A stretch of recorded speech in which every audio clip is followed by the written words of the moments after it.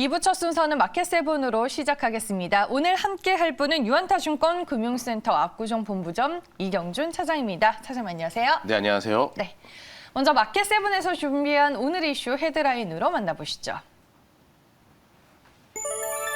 네, 전일 이제 건설주들이 모처럼 시장에서 강한 흐름을 보여줬습니다. 오늘 건설주들 또 차장님께서는 어떤 뷰로 보고 계시는지 얘기를 들어볼 거고요. 네이버와 카카오가 전일 또 규제 리스크에서 벗어나게 되면서 주가 흐름이 상당히 좋았는데 이 부분도 짚어보겠습니다. 그리고 유가와 관련된 이슈는 시장에서 계속 얘기가 나오고 있습니다. 네, 그럼 첫 번째 이슈 건설주로 시작을 해보겠습니다. 대선 이후로 이제 부동산 시장이 어떻게 되고 건설 시장이 어떻게 되고 이 많은 투자자분들이 궁금해하는 부분 중에 하나인 것 같습니다. 일단은 건설 및 건자재 시장이 바뀌는 정권으로 인해서 어떤 정책 모멘텀을 좀 받게 되는 걸까요? 아무래도 한국에서 가장 자산 가치가 큰 게 부동산이다 보니까 개인적으로도 좀 관심이 많고요. 뭔가 좋은 쪽으로 좀 될 거라는 기대를 가지고 있어요. 최근에 아무래도 규제가 많았다 보니까 그런 부분이 좀 풀리면서 좀 다시 좀 좋아지지 않을까 기대를 하고 있고요. 마찬가지일 것 같아요. 아무래도 이제 새로운 당선자가 이제 되기 때문에 계속적인 정책 공약이 펴지겠죠. 또 기존의 정권과는 좀 차별화된 모습으로 갈 거기 때문에 기존 정권이 사실은 공공으로 주도된 어떤 개발이었다라면 지금은 이제 민간 쪽의 주도가 될 거라 생각하기 때문에 좀 더 원활해지지 않을까. 특히나 서울시 같은 경우에는 이제 같은 당이죠. 이제 오세훈 시장 같은 경우가 최근에 이제 강변에 있는 재건축에 대해서 이제 층수 제한을 좀 35층도 넘기게 했다라고 얘기가 나왔기 때문에 결국에는 원활해질 수 있는 부분들은 상당히 있을 것 같습니다. 특히나 이제 안타깝지만 HDC 현대산업개발이 여러 가지 안 좋은 사태가 있었죠. 그러면 그로 인해서 뭐 아무래도 일군 대형사들 위주로 그런 점유율을 좀 이제 더 넓혀갈 수 있는 그런 계기가 될 수 있다라는 생각을 하고 있고요.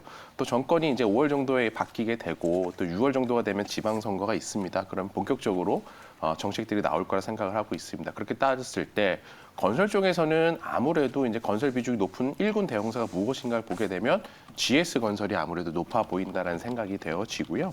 또 이제 그 관련해서 쭉 보시게 되면 건설 관련돼서 경기가 활성화되고 정책들이 나온다라 그러면 관련해서 쭉 좋아질 수밖에 없기 때문에 벌써 이제 건자재 중에서는 일부 종목들이 올라가는 것들도 있고요. 뭐 거푸집이라든지 시멘트라든지 그다음에 페인트라든지 인테리어까지 결국 순차적으로 좋아질 걸로 생각이 되어지고 주가들도 먼저 올라간 주식들이 있는 반면에 또 하단에 있는 주식들도 있어서 그것도 순환하면서 좋아지지 않을까 기대하고 있습니다.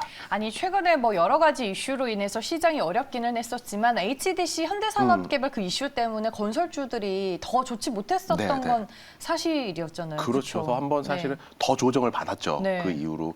근데 이제 오히려 반대의 결과들이 지금 이제 나올 수 있지 않을까, 이제 수혜받을 수 있지 않을까 생각을 하고 있어요. 알겠습니다. 그러면은 이제 우리가 앞으로 건설 시장과 관련해서 주택 시장과 관련해서 새 정부는 어떤 또 정책들을 펼치게 될지 공약을 통해서 한번 정리를 해보도록 하겠습니다. 양도세, 취득세 완화되고요. LTV 확대가 된다고 합니다. 그리고 종부세와 관련된 공약도 있습니다. 그 외에도 여러 가지 보면은 이제 공급에 대한 공약들도 많죠. 임기 5년 내 250만 가구 공급한다라고 얘기를 했었고요. 민간주도 주택 공급에 대한 공약 언급도 있었습니다. 그 외에도 재건축, 재개발 규제 완화한다라고 얘기를 했고 공공택지 개발과 더불어서 여러 가지 공약들이 이제 포함이 되어 있는데 이런 부분들이 또 시장에서는 어떤 포인트로 작용을 하게 될지 저희가 확인을 하나씩 해보도록 하겠습니다. 그리고 이제 저희가 정책 모멘텀은 하면은 국내 주택 시장에만 한정이 되어 있는데 건설하면은 이제 해외 수주 발주에 대한 기대감도 솔직히 존재는 하잖아요. 그러면은 건설업종 내에서 이제 해외 수주 쪽으로 좀 볼만한 이슈라 든지 관련된 기업은 어떤 것들이 있을까요? 좀 사실은 안타까운 상황이긴 하지만 전쟁이 일어났죠. 러시아, 우크라이나 간에. 근데 결국 그거를 통해서 또 좋아지는 부분들이 있을 것 같아요. 특히나 이제 유가가 오랜만에 100불을 넘어서서 사실은 상대적으로 부담이 되는 수준까지 올라온 사실이 있지만 반면에 유가가 100불이 넘어가면 예전에도 그랬지만 중동 쪽에서는 이제 정유 시설이라든지 석유화학 플랜트들을 더 가동하면 유리한 부분들이 있죠. 그러다 보니까 관련된 발주들이 많이 나올 수도 있다는 생각이 되어지고요. 그랬을 때는 이제 삼성 엔지니어링이라든지 현대 건설 같은 회사들이 워낙 해외에서 튼튼하기 때문에 좋아질 수 있고요. 또 러시아 우크라이나 사태로 인해서 또 좋아지는 부분이 대체 에너지들이 좋아질 수밖에 없어요. 유럽 쪽에서는 천연가스에 대한 상당 부분 의존을 러시아에 하고 있기 때문에 이번 계기를 통해서 자립하려는 의도가 있고요. 그런 측면에서는 대체 에너지 쪽이 좀 원활해질 수 있고 대체 에너지도 결국에는 어떤 것들을 건설해야 되는 부분들이 있죠. 특히나 이제 원자력 관련된 부분들도 또 건설이 늘어날 수 있는 부분들도 있고 또 다른 이제 공사들도 일어날 수 있을 거라 생각하기 때문에 건설업 전반적으로 좋고 또 원자력 관련해서는 해외에서 그래도 수주 경험이 있는 회사들이 현대건설과 대우건설 정도 되는 것 같아요. 그래서 그런 것들을 감안하시면 이게 국내 정책적으로도 좋아질 수도 있고 해외도 이게 뭐 장기화된다라는 가정하에 더 심해지진 않아야겠지만 그랬을 때는 고유가와 대체 에너지 섹터에서도 굉장히 좋아질 수 있고 원자력 쪽도 좋아질 수 있기 때문에 그 관련된 건설주들 같이 보시면 좋을 것 같아요. 이게 건설주를 하나 담아야지라고 생각하신 분들께서는 조금 고민이 되실 것 같아요. 국내 주택 시장만 봤을 때는 GS건설이 대장인 것 같기는 맞습니다. 한데 말씀해 주셨다시피 해외 수주가 또 가미가 되면 현대건설과 대우건설이 있고 그렇죠. 그러면 이제 관련주 내에서 우리가 탑픽을 고를 때 어떤 것들을 좀 참고하면 좋을까요? 사실은 이게 섹터 흐름이 좋아지는 흐름이거든요. 그리고 서두에 말씀드렸지만 먼저 움직이는 주식이 있고 나중에 따라가는 주식이 있어서 이럴 때는 항상 바스켓 구성을 하라고 좀 말씀을 드리고 싶어요. 그러니까 예를 들어 타이밍의 문제인데 지금 좋은 주식을 샀는데 순간적으로 쉴 수가 있거든요. 근데 투자자들은 일주일 쉰다라고 하면 못 기다리실 수도 있어요. 그렇기 때문에 가급적이면 각 섹터에서 상징성이 있고 대장성이 있는 종목들을 바스켓으로 담는 여러 가지를 담으면 좋으실 것 같고요. 이미 아까 말씀드린 것처럼 거푸집 관련해서 삼목에스폼이라는 회사가 52주 신고가를 갱신을 했습니다. 그리고 최근에 현대건설 아까 말씀드렸지만 해외 플랜트 쪽으로도 굉장히 좋고 원전 수주 경력도 있고 국내 건설도 좋습니다. 힐스테이트도 1군 건설사죠. 그리고 주택을 주로 하고 있는 GS건설도 굉장히 좋은 어떤 바스켓에 들어갈 수 있는 섹터가 될 수 있지 않을까 생각을 하고 있고요.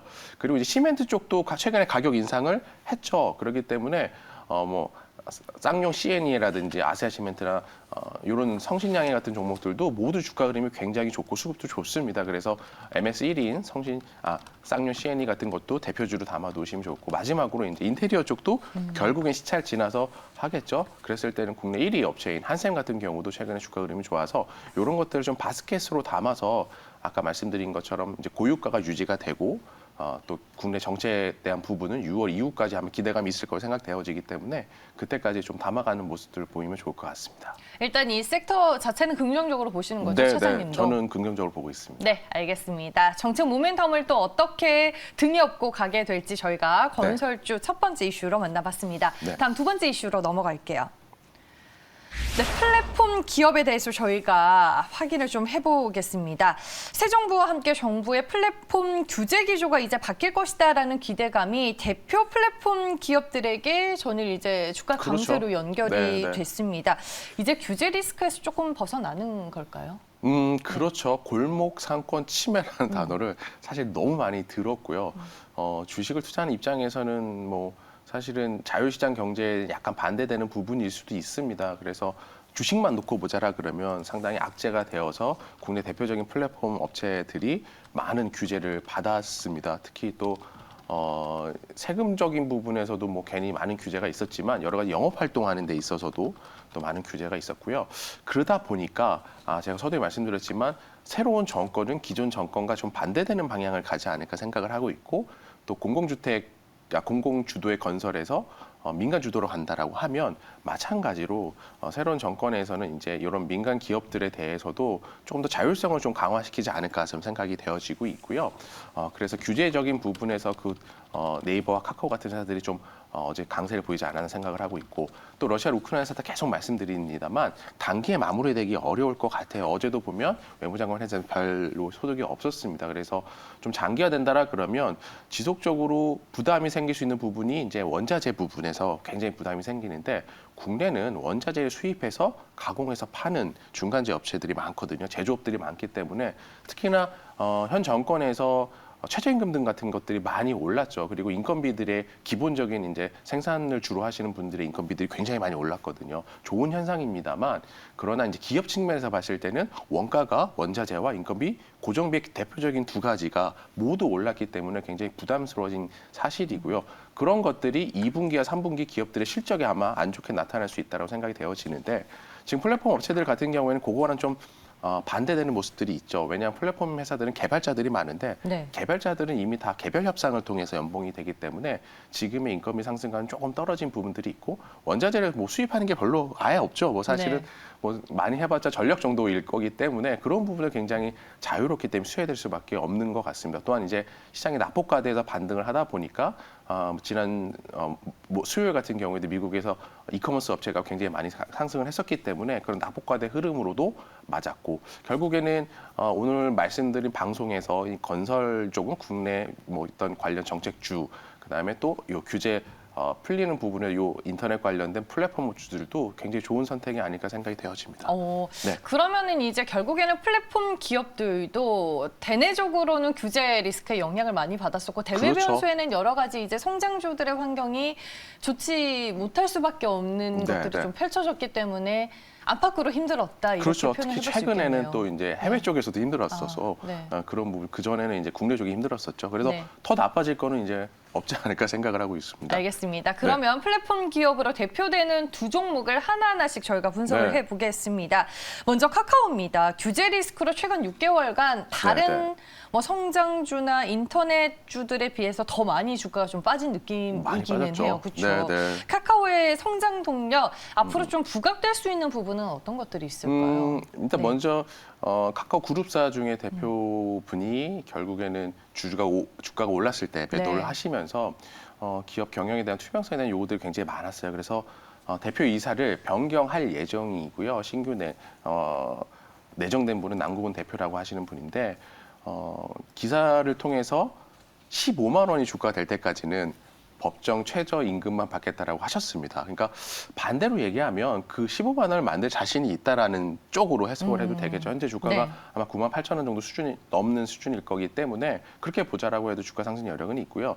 또 적극적으로 주주 환원책을 왜냐하면 주주에 대한 신뢰가 조금 잃었기 때문에 시행할 걸로 예상이 되어지고 또 2020년으로 기억해 하는데요. 그때 교환 사채를 한 9만 5천 원 정도 지금은 이제 애플이 됐기 때문에 발행을 했었었는데 그게 내년 4월 정도에 만기가 돼요. 그러니까 투자한 입장에서는 사실 그거를 수익이 내기 위해서는 그 주가 이상으로 올라가야 사실 주식으로 전환해서 수익이 낼 수 있는데 현재 주가랑 별 차이가 나지 않죠. 그러니까 투자자들 입장에서 봤을 때, 즉 기관 투자자들이죠. 그리고 회사의 대표적인 부분을 신인 대표로 봤을 때도 회사를 변화시키려는 여지가 있고요. 최근에 카카오그룹의 행보를 보게 되면 계속적으로 이제 M&A를 통해서 확장을 해 나가고 있죠. 그러니까 카카오라는 아주 큰 플랫폼을 가지고 있기 때문에 거기에 접목할 수 있는 컨텐츠들만 확보를 한다라고 그러면 분명히 향후에 메타버스 시장에서도 크게 각광을 받을 수 있을 거라 좀 개인적으로 생각이 되어져서 향후에 이 기업이 어떤 기업들을 M&A 하는지를 좀 주로 좀 살펴보시면 좋을 것 같고요.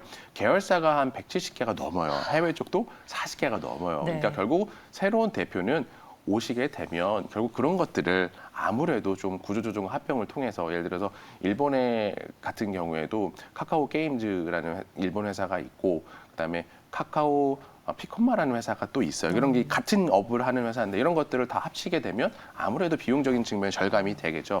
그를 통해서 기업 개선하는 작업도 같이 할 거기 때문에 그런 걸 통해 비용을 축소를 하고 그다음에 이제 향후에 M&A를 통해서 성장 산업들을 붙이게 되면 결국 또 시간이 지난 이후에 이 회사의 가치가 좀 빛이 나지 않을까 생각을 하고 있습니다. 네, 알겠습니다. 카카오 저희가 먼저 분석을 해봤고요. 다음 또 네이버 빠질 수 없습니다.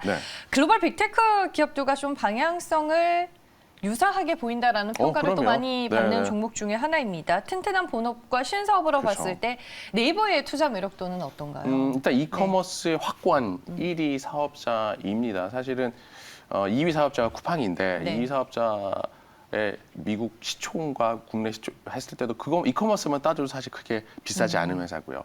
또 이제 플랫폼 기업으로 보면 카카오 그룹이 상장된 회사 기준에서 한 58조 정도 되는데 네이버 같은 경우는 54조가 조금 넘어요. 그러니까 언더밸류인 상태고 PER로 보더라도 카카오가 약 한 45배 정도 되는데 네이버 같은 경우에는 30배 정도이기 때문에 확실히 돈 버는 거 대비해서는 저평가인 것 같습니다.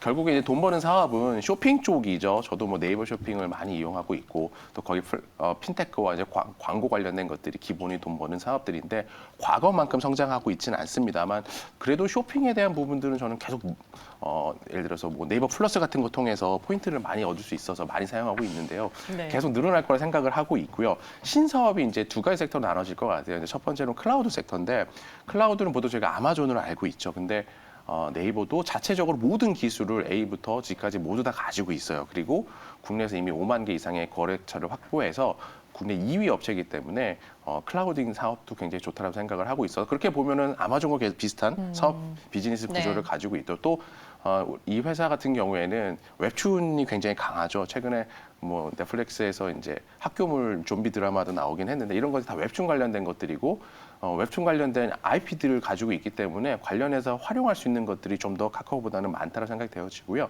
제페토라고 해서 이제 메타버스 플랫폼 자체를 2018년에서 이미 2억 명 이상이 사용하고 있어요. 그렇기 때문에 마찬가지입니다. 꾸준히 현금을 벌어들이고 그걸 통해서 M&A와 신사업 투자를 하기 때문에 결국에는 해외 비즈니스, 만약에 네이버가 해외 상장했었다라면 저는 100조 이상의 가치도 있었을 건데 좀 국내에서 좀 규제도 많이 받고 안타까운데 향후에는 좋아질 여지가 많을 거라 생각하고 있습니다. 알겠습니다. 플랫폼 기업하면 이제 대표되는 두 기업 양대 산맥으로 네. 카카오와 네이버를 저희가 따져봤는데 어때요? 차장님이 보시기에는 네. 두 기업이 대동소이합니까? 아니면 팔이 조금 더 안쪽으로 굽는 기업이 있을까요? 일단은 카카오가 조금 실망을 했었던 부분들이 있어요. 또 자회사들 또 상장하다 보니까 네. 기업 가치가 빠진 부분들이 있어서 저는 개인적으로 N계열을 조금 더 선호하고는 있습니다. 알겠습니다. 네. 네이버 쪽에 조금 더 마음이 간다라고 네, 네. 마지막으로 정리를 해주셨습니다. 플랫폼 기업까지 저희가 분석을 해봤고요. 지금까지 유한타증권 압구정 본부점의 이경준 차장과 함께했습니다. 고맙습니다. 네, 감사합니다.